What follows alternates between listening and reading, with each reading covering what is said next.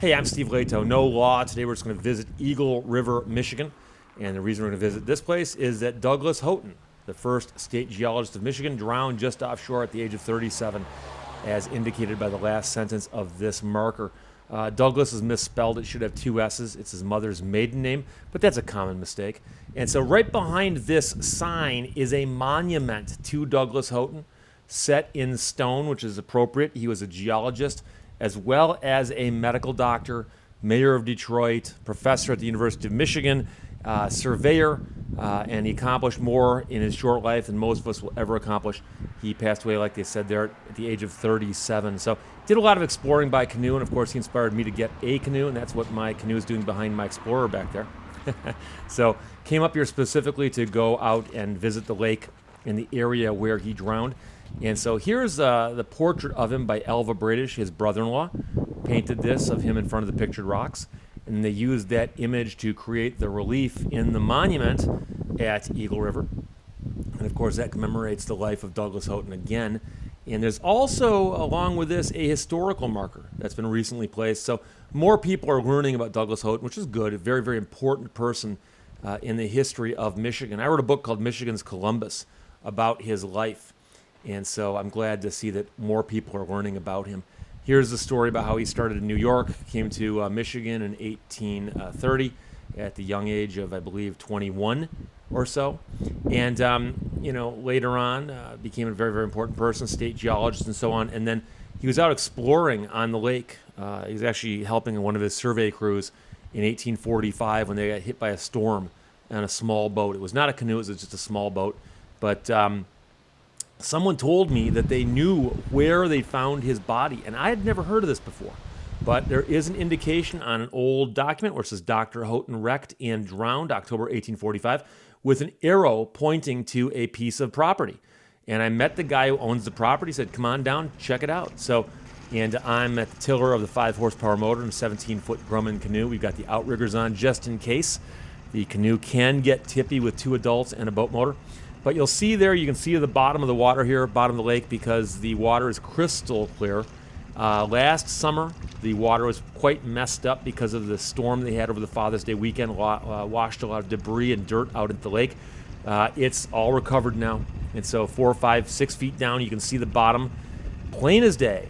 And here it's just sand. So we are heading west out of Eagle River, launched the canoe by carrying it across the beach and then carrying the motor across the beach and putting it all together in the water. And the lake is up quite high this year.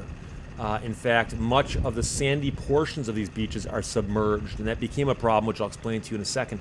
But we're heading west out of Eagle River, and we're looking for the spot where they found Douglas Houghton's body in 1846. 3 people drowned that day, Douglas Houghton and 2 of his companions. One guy was found the next day. Houghton was found the following spring. The last guy, they never found his body, which is just what Lake Superior does. So the boat got caught in a storm late in that season, and he was in a boat called a Mackinac barge, a little bit bigger than my canoe, I'm sure. And he also had some people with him who were experts, voyagers, paddling and helping him and so on. And there's some debate about whether or not he should have been out in the water at all. But, these are things we'll never know, but that's how history works. So we're looking for the spot. The gentleman who owns the property gave me permission to go check it out. And it turns out I didn't actually land there because of the way the conditions are. But he took us to the spot as close as we could get to it on foot. We drove over and then walked over a little bit. But getting to the spot on foot would be very, very difficult. You'd cut through some very, very thick foliage, which you chose not to do. But I marked it on my GPS so that as we're approaching from the water, I will be able to find the spot, and we do find it. It's a very, very distinctive spot. But like I said, because the water is so high, the beach portion where they found Douglas Houghton's body is actually submerged. So did not go ashore, but I wanted to go out, number one, just to see it, but I also wanted to pay my respects.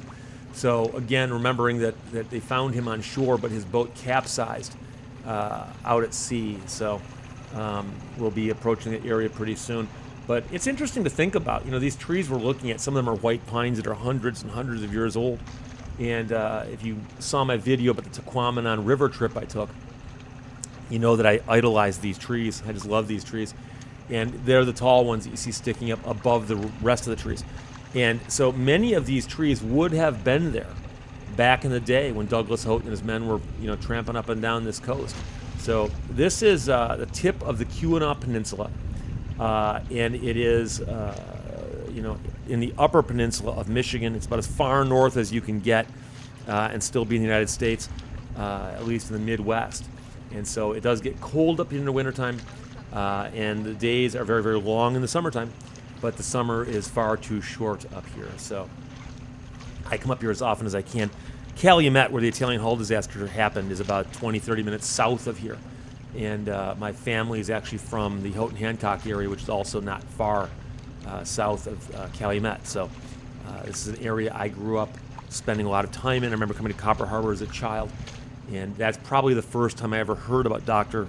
Houghton, the little doctor they called him, but Douglas Houghton, and hearing about him. And of course, Houghton County and the village of Houghton and his Douglas Houghton Falls are all things named after him, not far from here. So again, we're at about, 6 feet of water here. The weather conditions are beautiful for us. Calm conditions, almost no wind. The night before, we had 10, 15 mile an hour winds with, a bit of wave action. I didn't want to go out in a canoe on the lake in those conditions. And also, they were calling for the same thing today. So while on the water, it was calm. But even during this little trip here, the wind picked up a little bit and continued to pick up for the rest of the day. So it's one of the reasons we hand launched the canoe. Now, we just got the cove in frame. So on the right-hand side of the image now, you see a tree. You can see the trunk of the tree. It's exposed. That's a white pine. And to the right of that's another tree that you can see. And that little point that those two trees are on forms the eastern edge of a little hidden cove. Bingo. That's it. The guy who has the property told me that most summers, when the water's lower, there's sand around there, and you can see the beach where Houghton's body was found. So I had never seen this spot before. I'd never seen documentation that would indicate that it is, in fact, a known thing, but I believe it is now that I've seen the documentation for it. So what we're going to do here is we're going to angle back, get some more pictures. Unfortunately, for the photographers in the audience, I have to tell you this is backlit because we're out here at about 10 o'clock in the morning, I think. But again, like I said, I'm more concerned about safety than I am good photographs. So got some more pictures also with cameras and so on, but here we have the video that I've shot. But yeah, it's just the time of the day. So one of the things I wanted to do is I wanted to put something in the water, thinking of Houghton. And so I went to the Copper Harbor the night before, and I was in a gift shop my friends own called the Minnetonka. And they have little copper ingots, 1 ounce copper ingots. And Douglas Houghton, of course, is associated with the copper industry because of the fact that he wrote a report in 1841 about the copper in this area. In fact, he spent a lot of time in Copper Harbor and Eagle River and so on. So I bought a couple copper ingots, and I have one that I kept, and I've got one here I'm going to place in the water. And again, his boat capsized someplace out here, and a couple guys on board made it ashore, as did his dog. But he did not, nor did 2 of the men with him, and one of the men, they never found his body. So it's a sad tale. So I decided to, in memory of Dr. Houghton and the other 2 who were with him, to put this copper ingot in the water right about here. And again, we don't know exactly where his boat capsized, but it capsized someplace out here. So I wanted to do that. I wrote the book a few years ago, Michigan's Columbus, about him, and spent a lot of time reading his papers and his notes and letters written by people who knew him. And I've always been, moved by the story of his passing. His brother, Jacob Houghton, was in Eagle River the night that the boat capsized and actually helped join the search looking for his brother. And later wrote letters to his parents and other relatives. And we've got those. I've seen them. I've actually read them. And he talks about how they climbed trees to get a better view the next day. And so the tree right there, for instance, might be a tree that Jacob Houghton climbed, trying to get a better view out into the water. So, that's one of the interesting things about terrain like this is, much of it is as it was then, and much of it was there back then exactly as it is right now. So it's history we're looking at. and traveling in the same, footsteps, so to speak, of Houghton and those others who were with him at that time. So now we're just going to head back. We're just a couple miles west of Eagle River. It's not one of the longest trips I've taken in my canoe. I've done 30 or 40 miles in a day before, but this is just a couple. So on this trip, literally had the throttle set at idle and just puttered down there, did a couple loops and puttered back, shot some video, shot some photographs, put the ingot in the water, and that's basically it. I just simply wanted to pay my respects and see the spot. And I've got to thank the gentleman who explained all this to me and owns the property and encouraged me to come up here and take a look. I was hoping to get out here last summer, but last summer, like I said, the water was a whole different ballgame. There was a storm that hit the Keweenaw Peninsula Father's Day weekend, washed out roads, knocked buildings off their foundations. There was actually a fatality, and it was on the national news. And the storm pushed a lot of debris, trees, trunks, stumps, just junk, and a lot of dirt into the water to the point where the water was opaque. You could not. It was like chocolate milk. You couldn't see into it. And there's stuff floating in the water where you couldn't go more than 4 or 5 miles an hour without hitting stuff. And it was just dangerous boating conditions last year. So one of the things I was concerned about this year was I was wondering if it was all going to be cleared up or not. It's a big, big lake on the one hand, so stuff that gets pushed into it gets dissipated pretty quickly. But on the other hand, stuff that gets pushed into it, if you're waiting for the whole lake to cycle, the lake doesn't empty every year. I mean, it takes centuries for water from one end to make it to the other end. So I was glad to see that it did clear up, and I suspect largely what happened is the stuff that was on shore or near shore just simply dissipated out and then settled down or drifted off. Off in the distance, you can't see it very well, so I didn't really call out the attention to it, but off in the distance, you could see iron ore boats passing by, of the same type of boat, like say as the Edmund Fitzgerald, hundreds of feet long, and they were all heading west, the ones I saw today. And of course, I'm heading east now in my 17-foot canoe, so they're doing their thing, I'm doing mine. And in case you're curious, there's another GoPro on the nose of the canoe. That's shut off because it was malfunctioning. I once again, operator error. You can get the best equipment in the world, but if you set it up wrong, it ain't going to work.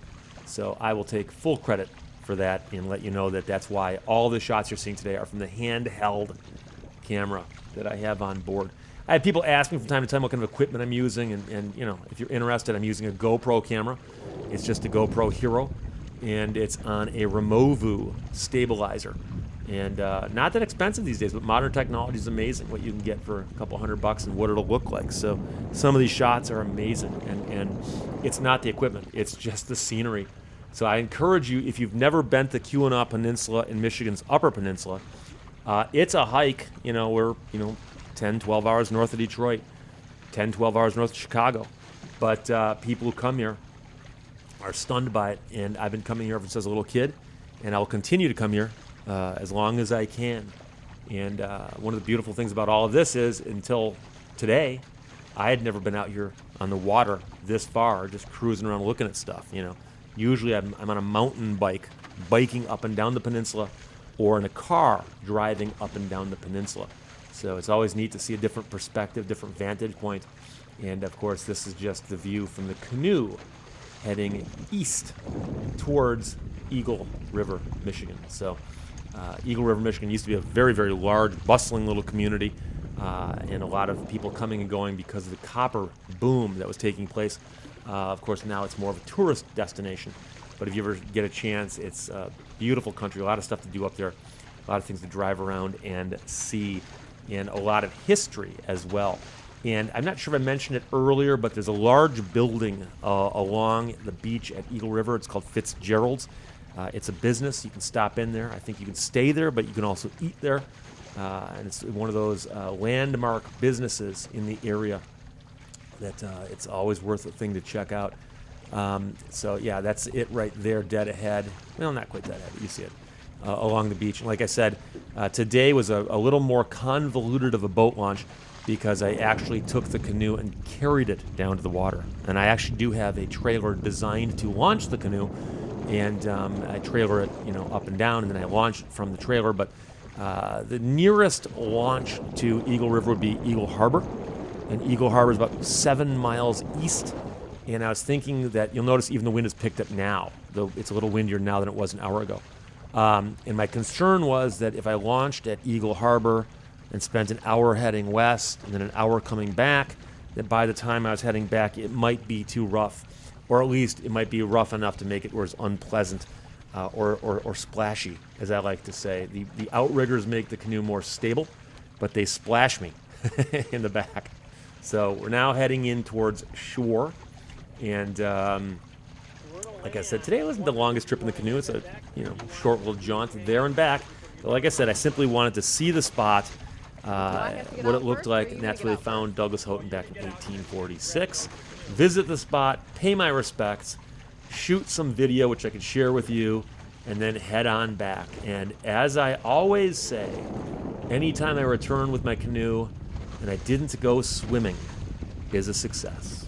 And even more so if I've got video to prove it. So this is the most complicated thing we do on board the canoe. We hand the camera back and forth, and now I've got it in my hands. Try that at home. So there you have it. Hope you enjoyed it. Questions or comments, please put them below. The book I wrote is called Michigan's Columbus, The Life of Douglas Houghton. And there you have it, a beautiful panorama of Lake Superior at Eagle River. Talk to you later. Bye-bye.